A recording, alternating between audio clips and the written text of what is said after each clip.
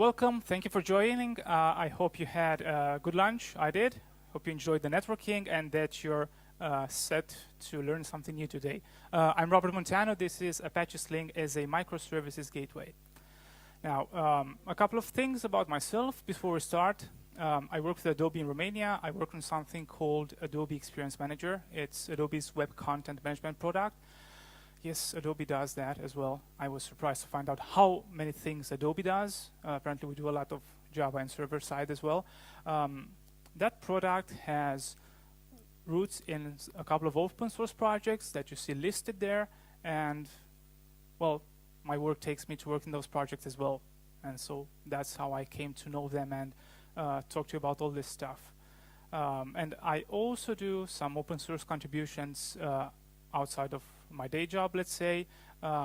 Most of them are related to doing stuff for developers. Developer tooling, I love doing stuff for developers.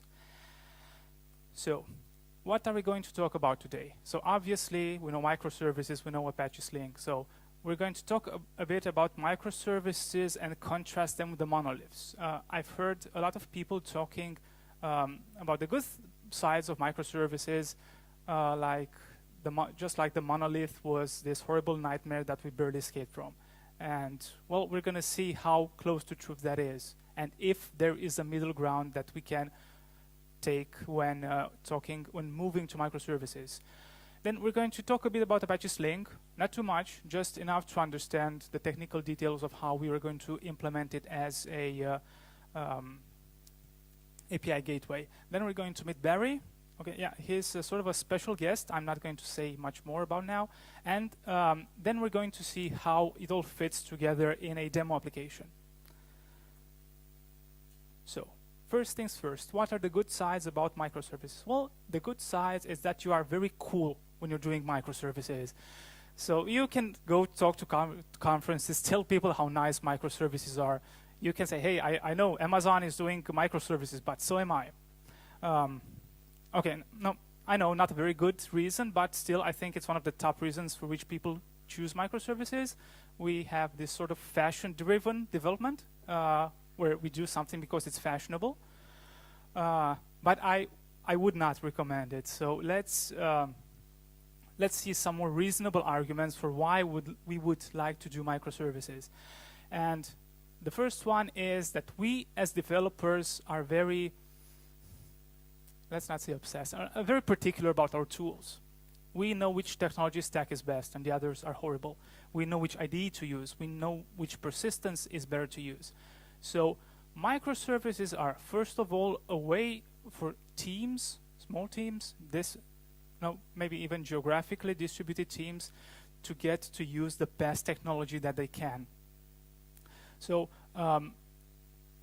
the point is that you sort of move outside the process boundary. If you have a large organization, you have teams across continents, it does not make much sense to force them to use a single technology stack. So if you have some guys in Europe who are doing Scala very well, you have some guys in the US who are doing Ruby, that's all fine. They can create their own microservices, and they would just interact at the HTTP API level. So you are going to give your teams the chance to do their best. Another one is that you can build microservices in the wrong way, but usually you tend to build microservices in a way that makes them resilient. You always have to think first of what happens if that microservice goes away. What happens if that microservice responds slowly? So everything that, for instance, you used to apply to a relational database, you need to do connection pooling, you need to handle timeouts, you need to do sizing. All of a sudden, these apply to many of your interactions. And that has the tendency to make the application more resilient. So if, consider you have an e-commerce site, and you have multiple microservices. One does inventory, one does orders, one does search. If the search microservice is no longer available, it's not the end of the world. At least you can still process orders. So by splitting your application into multiple microservices, which make function independently and can coexist without each other, makes your application become more resilient. Scaling. This is sort of a sample application. So, So if you have this application, let's suppose that you only have 2 microservices. So you have one which has 2 instances and two which has 5 instances. The point is that should you need to scale B, let's get a little bit back. You had one big application, or typically have, let's say, an application server in the database, and those tended to be pretty large. Right, so you have your 16-core, 32 gigabytes of RAM machine, which runs your application server, and God knows what, even bigger, that runs your database. So if you want to scale something like that, well, you need to now buy another big machine. Now, if you go the microservices way, you tend to have smaller applications which do smaller things and require fewer computational resources. So this microservice B maybe only has a single application instance. It doesn't even have persistence. If you want to scale it, you just spin up a smaller machine, whether it's Amazon or something else, or you do physical machines. That's a way simpler way to scaling. Faster deployment, same example. You want to do a schema change on your database. Well, good luck with that. If you want to add some columns, add an index, that will mean downtime for all of your application. If you want to redeploy your monolithic web application, that again is going to mean a lot of downtime. On the other hand, if you only deploy a microservice, the downtime is isolated a lot. So you can, for instance, you can only have microservice B going down, and you can say that's a cost I'm willing to take, and make that service unavailable if it's not something critical. On the other hand, you can, since you're going to this load balancer stuff, something else which happens is you bring up your instances 3 and 4, you add them to the load balancer, and throw away instances 1 and 2 from the load balancer. And that again happens because these instances are much cheaper, so you don't have to provision very expensive instances to do that, and because they're also much faster to start. So microservices is a way to have faster deployments as well. And well, it's a pretty extreme example of a microservice network. But what I want to say is that microservices are typically used to encapsulate business functionality. They don't do simple calculations, string is null and something like that. It's not your Guav or your common Slang implementation. So they allow you to reuse business concepts, business implementations. So if you have a search service, that you can use it from main application, but you can also use it from another microservices. You want to run some reporting, maybe you can use the same search microservice that the main application uses. So you get to reuse business level functionality through microservices. So it's sort of a layer of reuse above the reuse by using a shared library. Not this one. So those were the advantages of microservices, but I think you already guessed, I don't think that there are only advantages to microservices. So there are definitely trade-offs to using microservices, and I have found a guy on Twitter which is very critical to microservices. So we pay more money to GitHub, and find replace in the code is harder. So okay, that's one opinion. He's probably doing something wrong, by the way. I'm convinced of that. But other things. So this is a classical list of fallacies, of errors programmers make when thinking of distributed computing. This list was generated about 20 years ago. I think not all of them are as relevant as they were now. So if you're moving to the cloud, for instance, if you're doing DevOps, a lot of this stuff goes away. But if you consider that 20 years ago, distributed computing was maybe Corba, RMI, and maybe databases, a lot has changed. So all of these effects or these fallacies are now amplified. Because if you're doing microservices, they do a lot more work on the network. And two of the fallacies are that latency is 0, so that network calls are basically instantaneous, and that bandwidth is infinite. So if I have a gigabit connection, that I simply cannot fill it. Microservices can be extremely chatty. They can talk a lot to each other. So if we start reusing a lot, not only for our application, but between them, as we can see various interconnected microservices, then the network calls can really fill your network. And they can really add up latency to your application. So if you make a call to a microservice, you're not very certain if it's going to come back in 10 milliseconds or in 100, because it may behind the scenes doing calls to other microservices. So if you have these sort of foundational microservices, for instance, a microservice that manages shared data, a country list, zip codes, GPS coordinates, something like that, and it gets lots of calls from different other services, it can introduce a lot of latency. So there are ways around it, of course. One of them is simply don't make it a service. You can choose to duplicate the data for each of your microservices. Caching is another, but it's a trade-off that isn't necessarily visible from the first moment. Second one is security. That's the way a hacker looks. In case you didn't know, he wears ski masks and gloves when hacking. So the fallacy here is, I never tried. I should try doing this. The second fallacy that I'd like to talk about is that the network is secure. But just because the main entry point is your application, that your microservices don't need special handling of security. So first of all, you need to make sure that you have the communication can't be intercepted.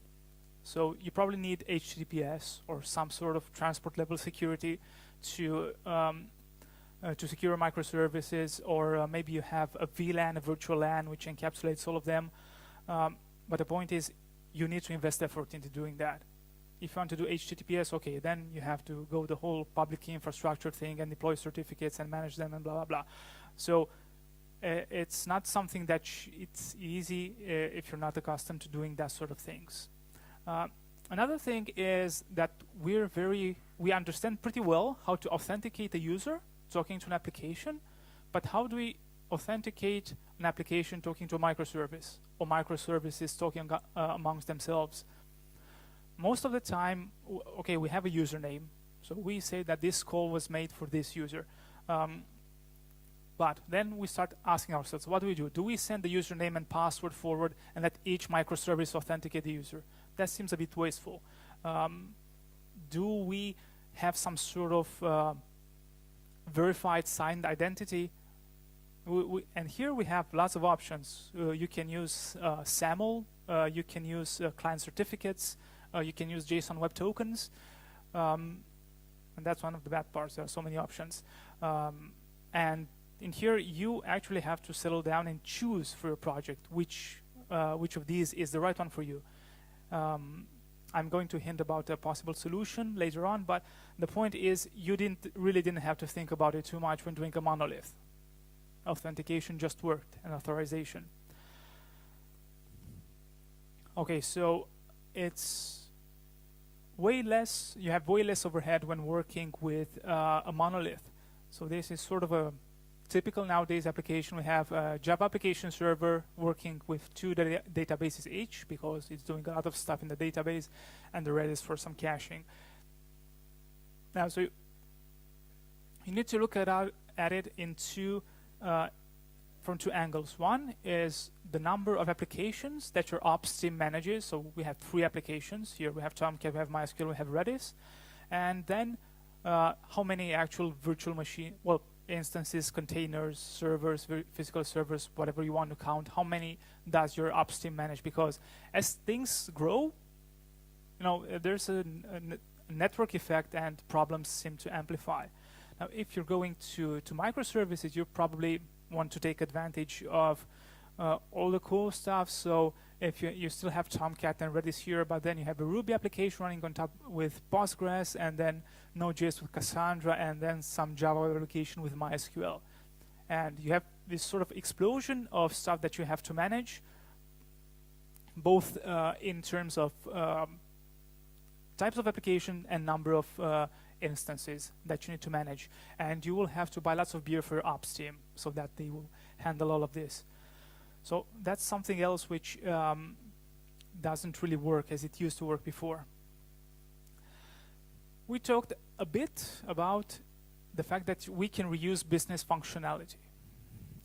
But on the other hand, it's a tricky proposition to keep reusing code as in shared libraries. Because the whole idea of microservices would be that each team wholly owns a microservice instance and is fully responsible for all the code that goes into it. So once you have a shared library that is used by two microservices, two teams, well, then you no longer have a true microservice because, well, they don't completely own. They have something in their code base which is owned by a different team. And, well, there's something that you need to decide if it's a trade-off you want or not. And I'll give you an example that I've seen. Let's say we have two teams, Team A and Team B. Team A wants to call a API of Team B. And the API is complicated enough that Team A says, hey guys, don't you have sort of a client library that we can use? And they say, sure we do. Here it is, the Maven coordinates, you can have it.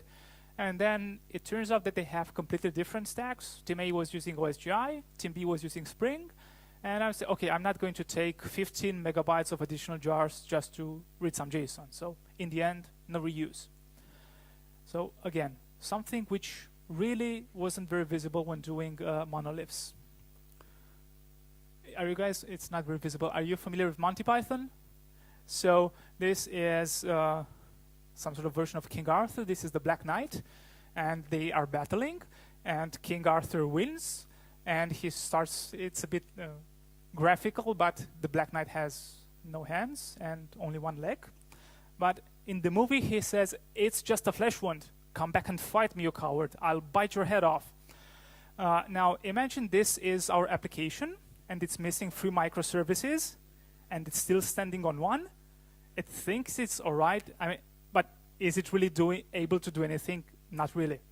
The point I want to make is that just because you have microservices which can work in isolation and your application can work well without those microservices, it doesn't mean that at some point it's not going to start failing. So it's not a magical recipe for very fault-tolerant, resilient applications.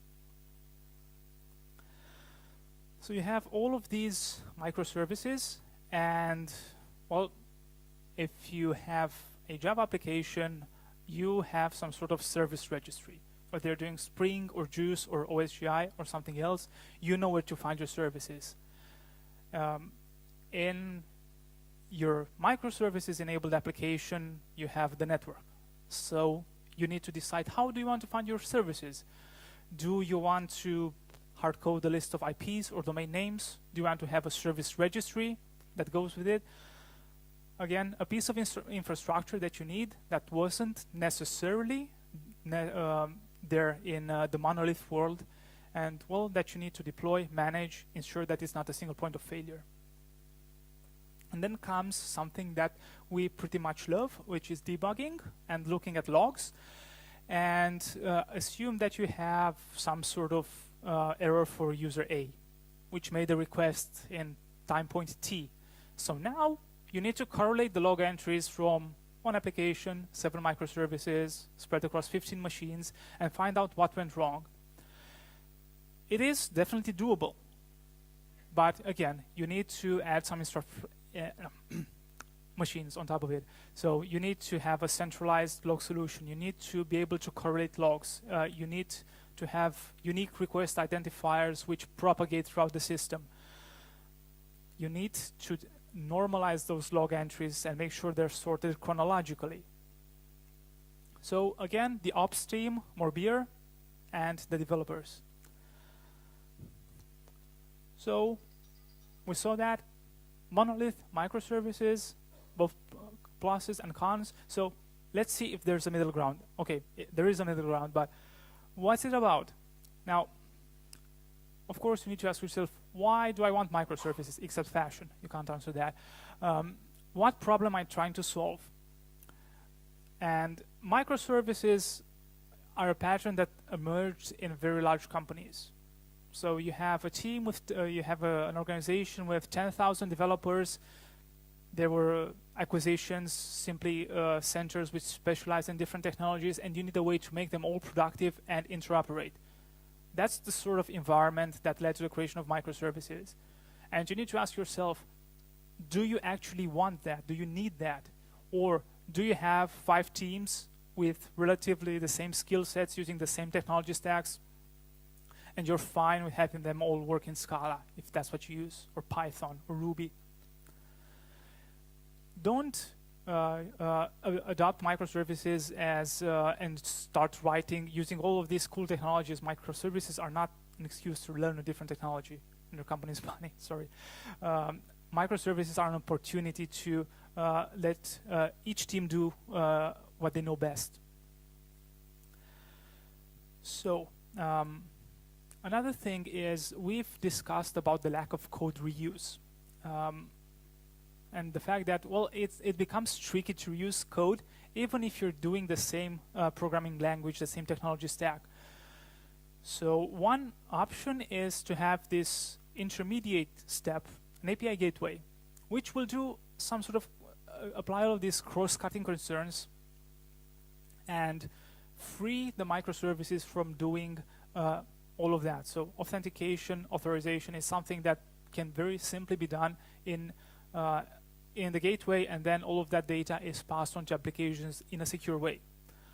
It's an excellent way to get your key performance indicators. So it's where all the requests are routed. You very well know how many requests have been sent to a certain microservice, how many have failed, what's the average response time, timeouts, all of that.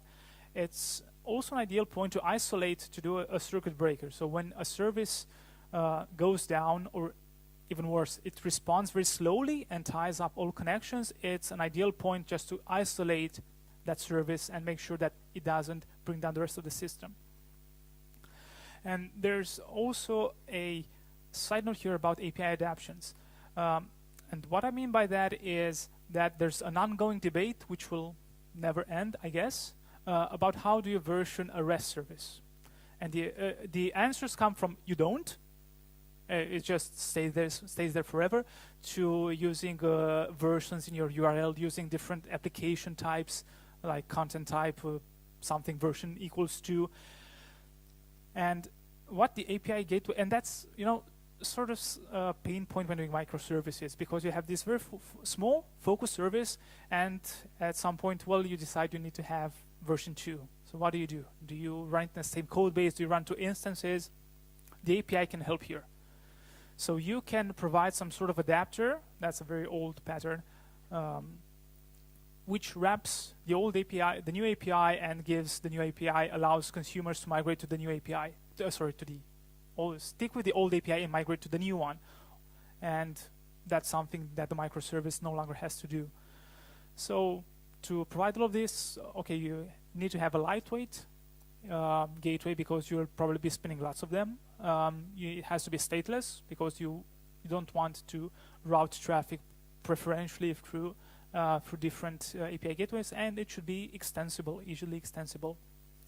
And that it was, I think, a very poor introduction to Apache Sling. Now, we've talked about microservices and monoliths. Let's see how Apache Sling now lives up to the role of being such a gateway.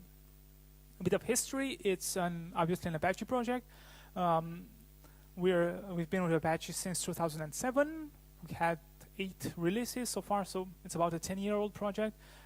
It's Java, and we have lots of Maven files. It's 9% XML, so that's something very verbose. Or maybe there's an error in the code analysis, I don't know. So we have an increasing amount of contributions, and this is my lucky snapshot. I don't think you can see it. This is most active Subversion projects today in the Apache Software Foundation, and we were there, first place. This is the only time when I visited that page. I'm not sure if we're still on top, or yes, Subversion. We can talk about it. It's complicated. It's like on Facebook. It's complicated. Yes, we can have a 2 minutes talk about why we use Subversion at the end of the talk. Okay. So why would we want to use Apache Sling? So okay, obviously there are lots of web development frameworks, many of them very good. Why do we actually want to be another web framework? So we have this set of constraints that we believe are unique among Java development frameworks. So we are content-oriented, and what that means is that we are aimed primarily at content-driven applications that view their data in a tree, in a hierarchical structure.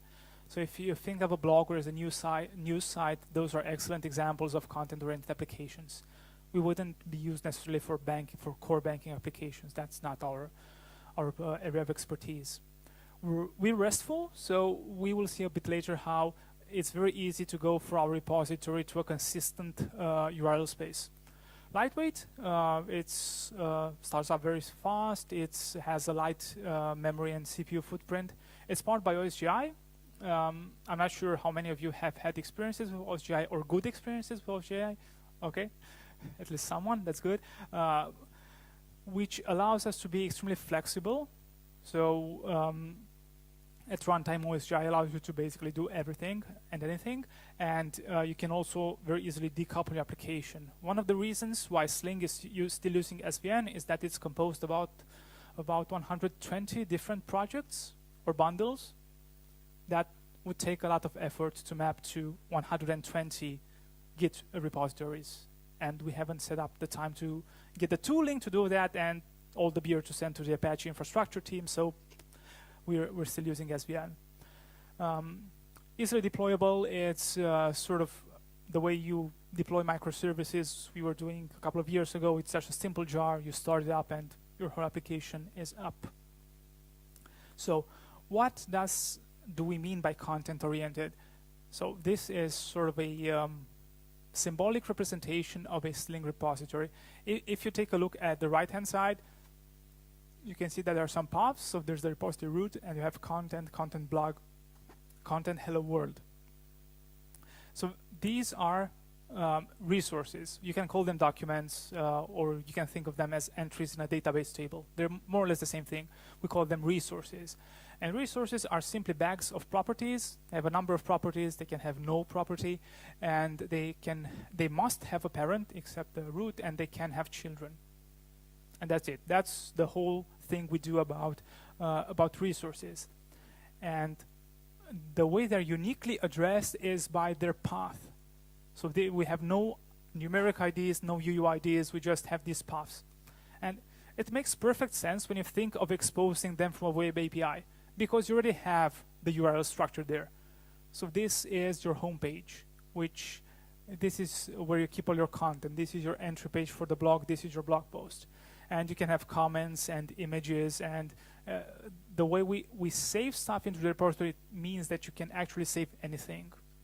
You can have properties, you can have files, you can have very large binaries. We just accept anything. And what you see here is a special property. It's called resource type, which means using this property we can tell Sling how to handle different resources. Because, okay, there's a question. If you don't have a controller that maps into different spaces into your application, how do you know how to render a resource? Rendering a resource the same for all with just one script would be extremely boring. That wouldn't be a very effective web application framework. So this is how we can pick out which script or which servlet to use for each resource. What we do for persistence? We use something called JCR. JCR, the Content Repository API for Java, is an API for Java which deals with content-oriented applications. just as a short bullet list of what it does, it tries to mix the best from the database and the file system worlds. So you can have transactions, you can write queries, you can have a data definition that enforces constraints. At the same time, it's hierarchical, it's unstructured, you don't have to define a schema beforehand, even though you can. You can have access control, so authentication and authorization is built into the repository, and then many other things like versioning, which is something that you don't have to care about as an application developer. Full text search. It simply allows you to be to focus on your application more than focusing on the technicalities. And to make things interesting, we work with a product called Apache Jackrabbit Oak, which has two main ways of working. You can have files stored on disk as a persistent strategy, append-only files, which is for fast standalone deployments, and then you can use MongoDB or as an currently experimental strategy, use a database. Okay, so what's that got to do with microservices? Fair question. Remember we use OSGi, we say we're very flexible and extensible. It turns out that JCR is the main persistence strategy. We call it a resource provider. But in your tree, you can plug in any sort of provider that you would like. So you can have the root, which is handled by Oak, by JCR, and then you have some subtrees, which then delegate to microservices. So you would visually you would do authentication and a bit of authorization before the request comes in. Then you would dispatch the requests / customers goes to a customer microservice, and that's when you can do all the logging. Okay, that wasn't a very good idea. The KPI measurement and circuit breaking and adaption and whatever you want to do. Okay, so it's time for the main point of interest. So this is Barry. Barry apparently works with me at something called Masterful Software Development Company and is a technical architect. If this sounds like any technical architect that you know, it's a pure coincidence. Now, he is very much in touch with what happens in the technology world, and he always wants to try on something new. So last year, he made me use MongoDB and Redis for our blog. That's my DevOps talk. This year, he wants to use microservices. So it's time to look at what happened to my poor little blog after I moved it to microservices. So pretty small. So this is our web application, which communicates via HTTP, typically AJAX. And this is the sort of the Sling box, which is the Sling itself. And then you have a couple of proxies. One that goes for articles, so I have the blog posts, and one that goes to a spam check, that when somebody posts a comment, that you can check whether it's spam or not. And then there's a microservice here with its own database and another spam microservice which goes on external API. Now, how do we do authentication? Okay, so we have Sling here, which delegates authentication to Oak. So Sling doesn't necessarily have its own authentication database, but delegates to Jackrabbit Oak, which can optionally retrieve authentication data from an identity provider. It can have its own database, or it can go, I've seen LDAP and OAuth implementations on it. And then the authentication data is passed through to the microservice. And I'm not sure if anyone is familiar with Json Web Tokens. Okay, briefly. Json Web Tokens is a standard to transmit authentication data and something else other than authentication if you choose to via HTTP mostly. It's a base 64 encoded string. You can see how it looks in practice here. And it has 3 parts. The red part here is the header. It basically says what encryption algorithm it uses and that it's a JSON Web Token. Then the payload, it's the actual data that we want. So we have the name is John Doe and that it's an admin. And the important part, the signature, which is, let's say, an encrypted checksum that takes the header and the payload and then adds a secret, which is either a shared secret, something that both parties know, or a public-private key pair. So that's the way I would say that at the moment it's the best way of authenticating. So let's go for a demo, which is always fun. Is this visible back to the end? Okay, let's. Okay, so this is our proxy servlet. These parts are more or less unimportant. It simply does a pass-through of the request parameters. It get backs the headers. But what's important is that here we have this call where our user, so this comes from the Sling framework, the user is already authenticated, so we know the user ID, and we have this GWS builder, which generates a web token, and then we add an authentication header to the request. And then we can also create a request ID header, which is this something which is hopefully unique, at least among a short amount of time, that can be used to correlate logs amongst machines. Something else that is interesting is that we use these commands to execute HTTP. And is anyone familiar with Hystrix? Okay, so it's one of the libraries open source by Netflix. They're doing microservices big time, and it gives you one circuit breaking functionality. If they detect that it detects that a service goes down or is slow, they can simply cut off the execution with optional fallbacks, and allows you to gather statistics about your execution.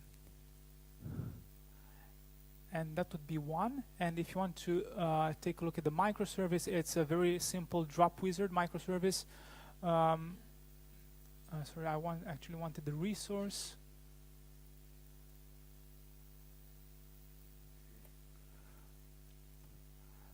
Right, so first of all, it takes this authentication header, it extracts the user, and if there is no user data, or if the user is anonymous, which is the default unauthenticated user in Sling, it says, well, I'm sorry. It slips a little bit to simulate load, and then it returns the list. Now, let's see how that looks in practice. So first attempt, if I would like to call the microservice directly, I'm sorry, I don't have an authentication header. So let's is this visible up to the back? Okay. Let's go through Sling, and it says the same thing because I didn't actually authenticate. So let's pass in some authentication data. So there you have it.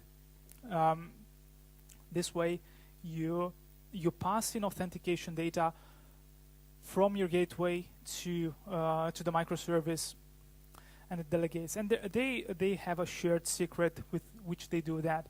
And if I decide to change that shared secret,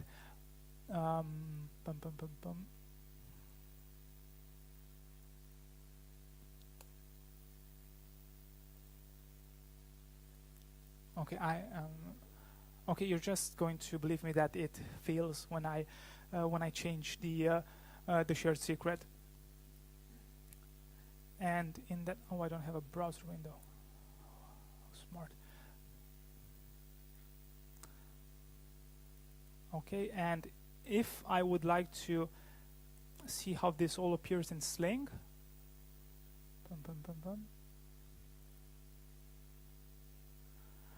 no, that doesn't look very well. Well, you can guess at least that this is sort of a hierarchical structure. You can see the root, and you can see the various points in which we insert content, and this is where the articles are. It's a special. You store what you want to proxy, and you have this Sling resource type hint that tells Sling, well, what do you serve it with? And if you look at it, it's right here in our annotation. right? So you have a Sling servlet which works for these resource types. Something else which you can do is take a look at your, what was that? I think it's admin stats. So you can take all of, well, these were flushed because it doesn't store a lot of them. But the point is that using the high-strix commands, you can get these execution stats exposed. If I do a couple of calls and then go to the stats again, well, we have a number of total requests here, but they were pretty fast, so no means were calculated. Okay, so now it's calculated. So you also get these stats exposed pretty easily. Okay, I think we're almost out of time. So let me get back to where I was. Okay, so trying to draw some conclusions. First of all, Apache Sling. Now, as you've seen, Apache Sling wasn't necessarily built as an API microservices gateway. Now, the title of the talk was not that it's an microservice gateway, but it can be viewed as one. So it's a pretty flexible web application development framework that gives you a lot of features. You can see some of the lists over there. It's very extensible because it's powered by OSGi. And I think it's something that you could look into for your next project. And microservices, okay, useful tool, but it's not necessarily for everyone or for every use case, not in the extreme microservice scenario. So you need to think first what you need to do, what do you want to obtain from microservices, and then decide how you want to implement them. An API gateway is something that can be useful for you, and if I haven't mentioned it, try Apache Sling. Those are some resources, and we have a couple of minutes to take questions if there are any.